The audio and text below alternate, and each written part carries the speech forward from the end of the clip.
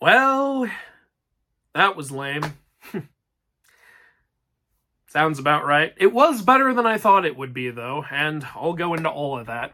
But, before I do, I'm going to go into something that I'm sick and tired of hearing. People telling me, oh, you're an adult, so the movie's not for you anyway. You're not the target audience. Okay, I'm so done with that argument for a couple of reasons. One, I grew up with the original film. I wasn't even born yet when it originally came out. I was born in 94. It came out in 89.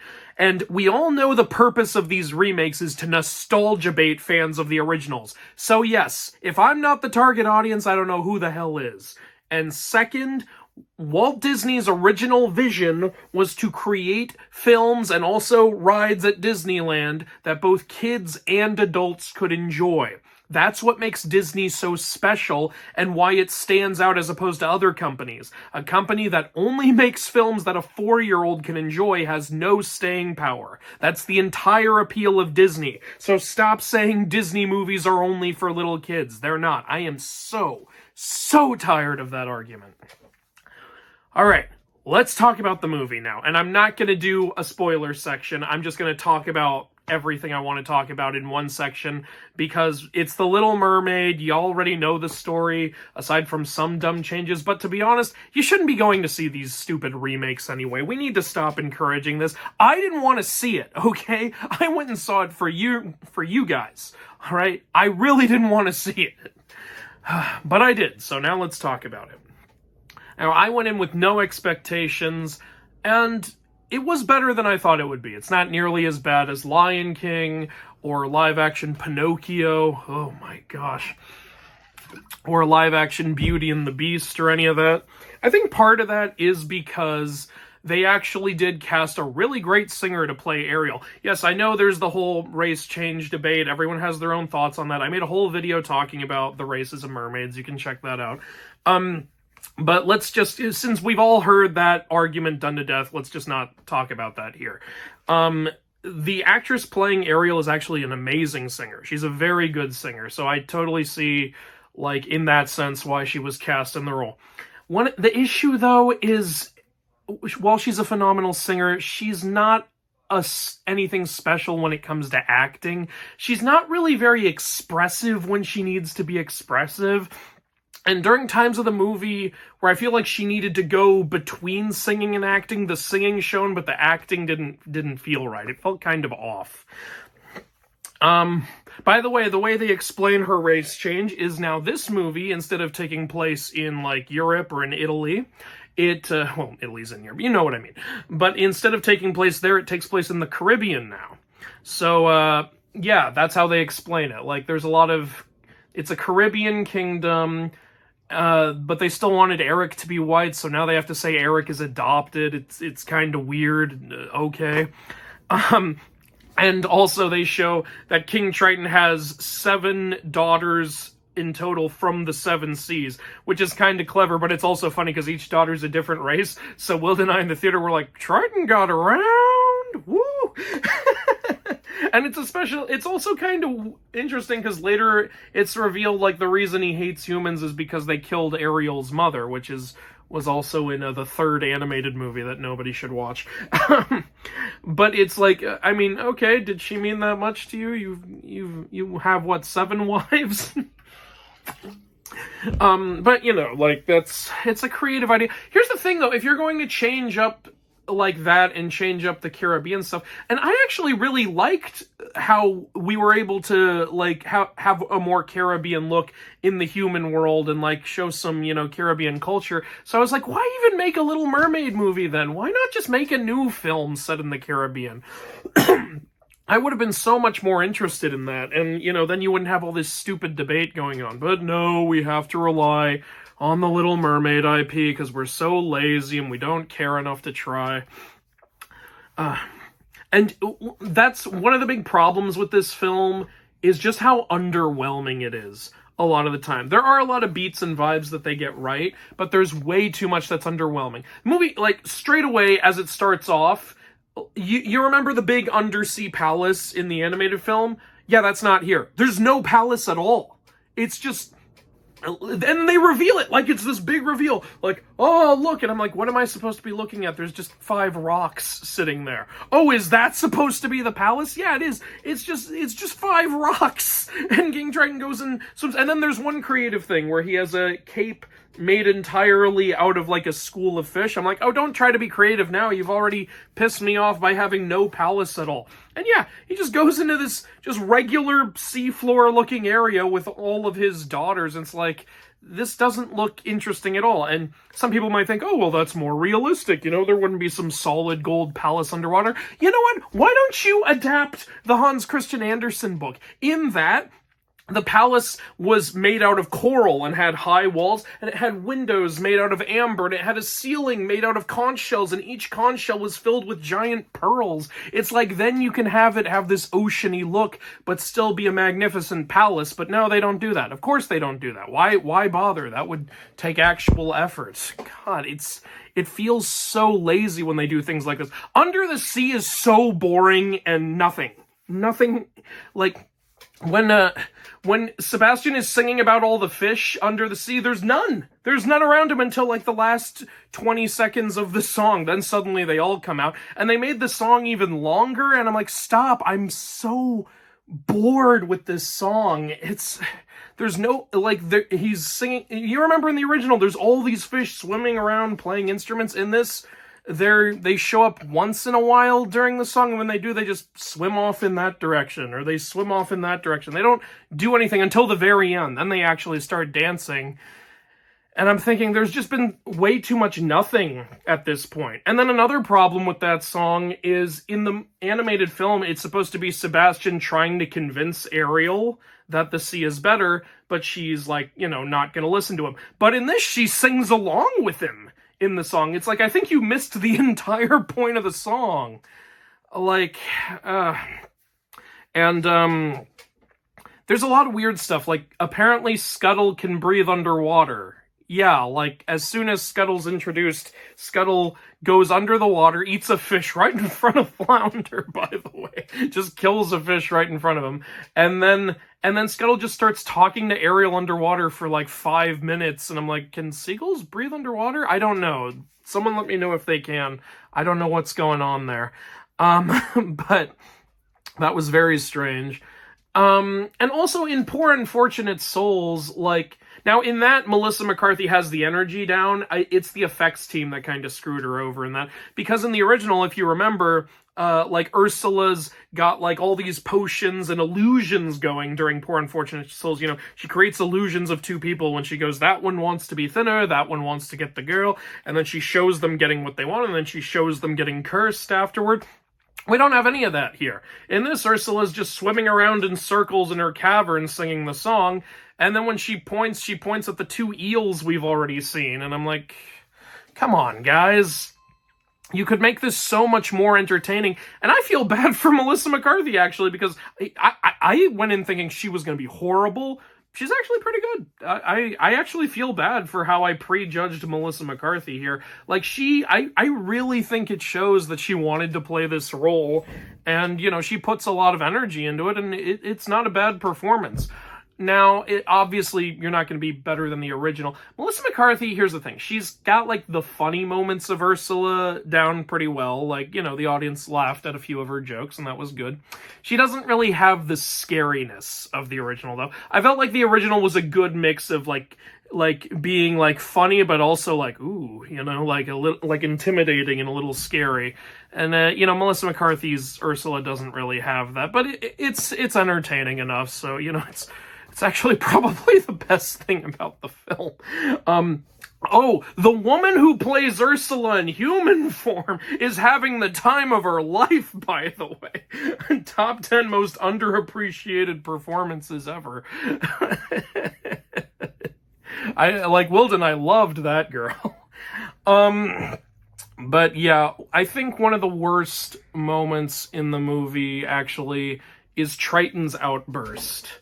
Because if you remember, I keep comparing to the original, but it's a remake, so I'm going to do that. In the original, Triton, like, you know, has an argument with Ariel in her grotto, and the things she says Like, you see him growing in anger, and then there's the daddy, I love him, and that's what makes him explode. Now, granted, that's kind of a stupid line, but, you know, you can at least still see why Triton explodes, and he starts blowing up everything in her grotto, and then as Ariel swims away, you can kind of see, like, Triton immediately regrets what he did. And that makes sense, you know, when you get in an argument with a family member, someone you care about, sometimes you say or you do things you don't mean, and you regret it immediately. And I always thought that was an interesting tragedy of that original story, because if Triton had had a chance to talk with Ariel after that, he might have apologized. He might have said, I went too far, I'm sorry, I shouldn't have done that. But he doesn't get a chance to. She goes straight to Ursula after that. And that's what makes the scene later where he can't find her and he says, what have I done? So much deeper. And, like, yeah, because you can understand, like, his regret and, like, how bad he feels. But in this, Triton never even yells during their argument. He comes in like, what have you been doing? The humans, they killed your mother. Like, Javier Bardem is completely checked out, and I can't even blame him. They killed your mother. And she's like, we don't need to be afraid of them. He's like, oh, God, I'm gonna get through to you. And he just starts blasting things. And she's like, hey, stop. He goes, it's for your own good. And then he doesn't regret it after he does it. He just goes on and goes, now don't do that again. And then he leaves. And then later when she's missing again, he's like, oh, what have I done? It's like, I don't buy that for a second. Come on. That was so disappointing. That was so lame. What else do I have listed here? I had to write down all my problems with this film. Scuttle breathing underwater. This movie is somehow 50 minutes longer than the original, despite some of the stuff they cut out. They've added in 3 new songs, and I didn't like any of them. Wilda was okay with 2 of them. But her way of describing them was, I did not mind them. And I'm like, I don't think that's a glowing recommendation.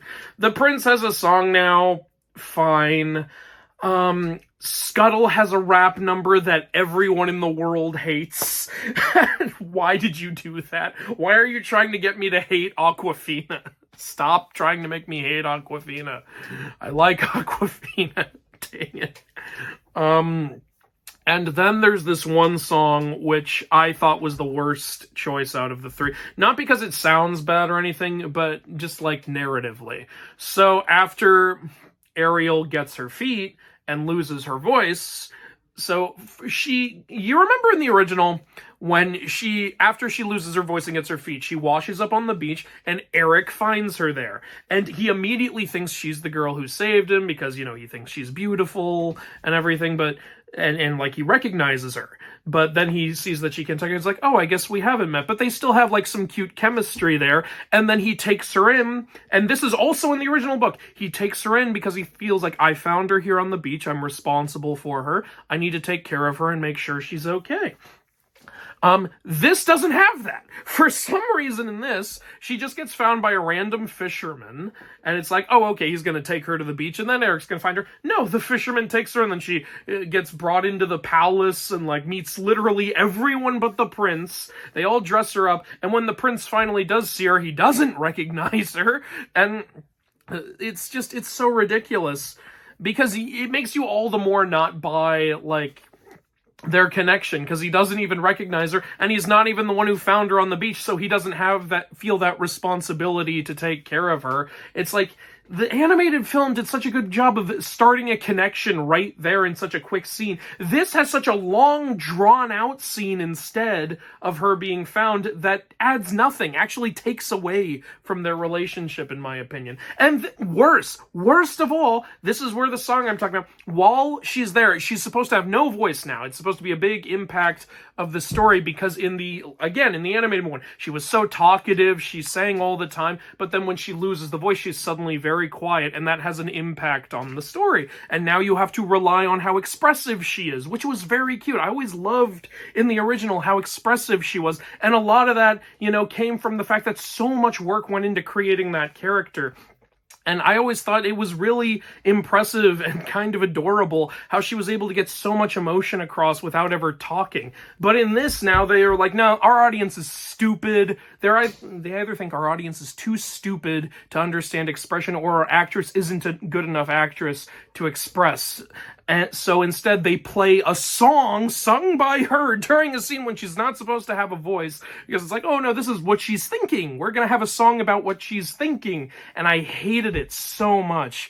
And like little scenes which would have been so much better without the song, like where she first sees fire and reaches out to touch it, that would have been perfect with no audio at all. We don't need to hear what she's thinking. We can tell what's going on. But instead, the song is literally singing at the audience, oh my god, what is that? Is that fire? Fire? Oh my god, I'm gonna touch it. It's like, I hate you, movie. I hate you for doing that.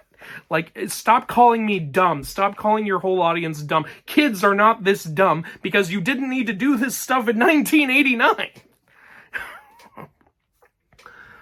Oh, God. Also, how does she even know what fire is if she's never seen it and she's going to touch it? It doesn't make any sense at all. It's so dumb. Ugh. But, you know, okay, I've been complaining a lot. Let me talk about things I actually liked. The prince is actually, in a lot of ways, better in this version. He gets more character, he gets more screen time, you understand him more, you feel him more, and they give him scenes where he actually has a lot in common with Ariel, which I really liked. I actually really liked, you know, Ariel has her grotto filled with things from the surface that she collects. Well, Eric is an ocean enthusiast. He actually has a room filled with things from the ocean he collects, and it's something they bond over, and I really liked that, actually. I thought that was great. Also, yeah, the scene where he takes her out into the world and, you know, they go to the Caribbean festival together. I did like that overall, too, but I did think it was dumb how she kept ditching him during the festival. It's like, aren't you in love with Eric? Isn't he the whole reason you're here? Why do you keep ditching him? Like, I think it would have been way cuter to have her pulling him around and stuff, you know, like, you know, and because actually I've been in that situation where I've gone out with a girl who's been new to an area and she's been pulling me around looking at everything, and as a guy, that's very cute and it's very attractive and it's something I really liked about that girl because, you know, like, I loved how passionate she was and everything.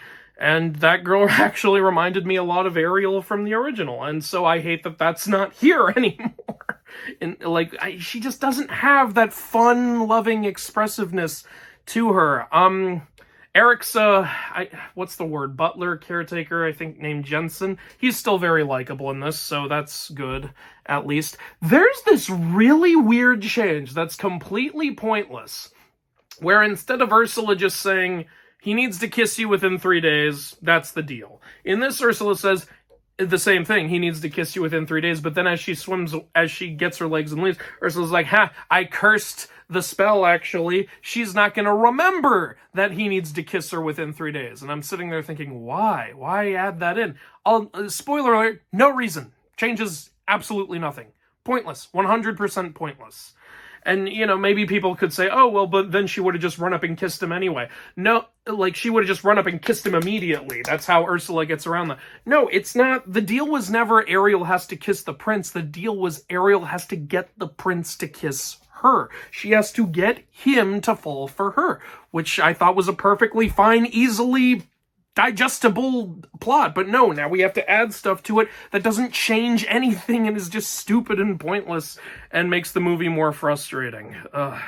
I thought the Sebastian performance was fun, though. Like, Sebastian actually did make me laugh a few times in this movie, so that's one good thing. Is there anything else I didn't cover? Another horrible change. You remember how in the animated film, Ursula would turn her victims into sea worms, and when she got the trident from King Triton, she turned him into a sea worm? Well, that doesn't happen. In this version, she kills him. She just kills him. And not even her, she has her two electric eels kill him. They electrocute him and he disintegrates and dies. And I was like, are we gonna reveal a little sea worm? Nope, never do.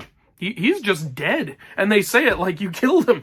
And so she kills King Triton. Then when Ariel gets the trident back, she just brings him back to life. It's like the trident can bring people back to life? Why don't you bring Ariel's mother back to life?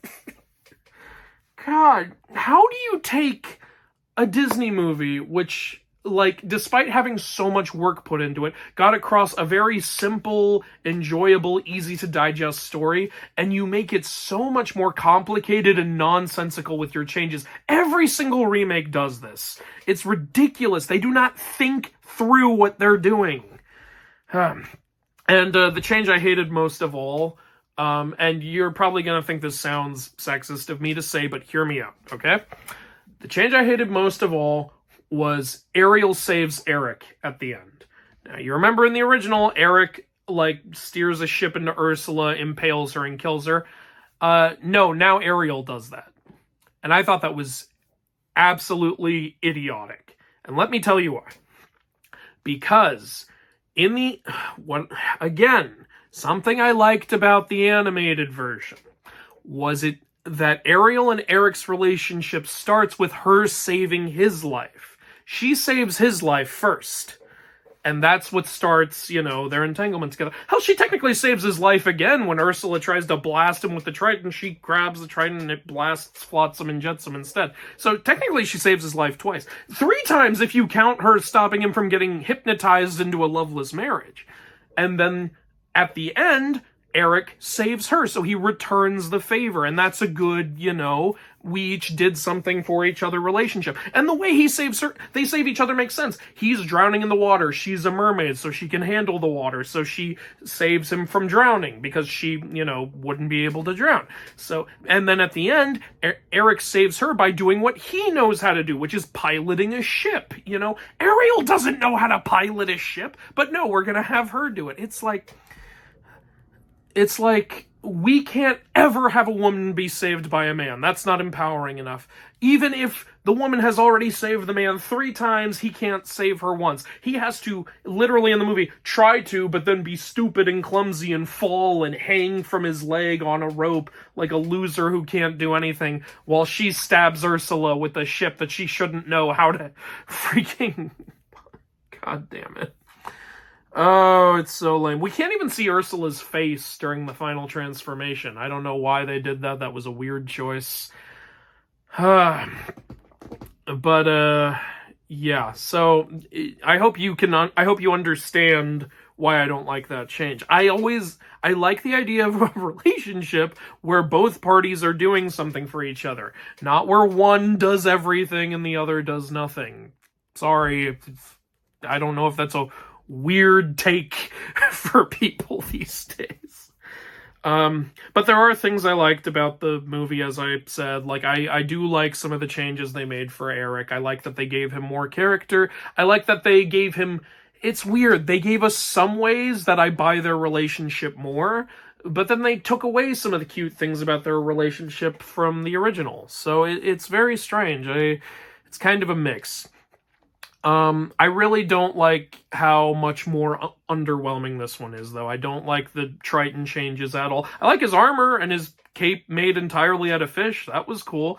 But I don't like how just mellow he is throughout the entire film. He never shows an emotion. Like, it's... And it sucks because I love Javier Bardem, but either he's miscast here or he just did not give a fuck. Or it's horrible direction, could be that too.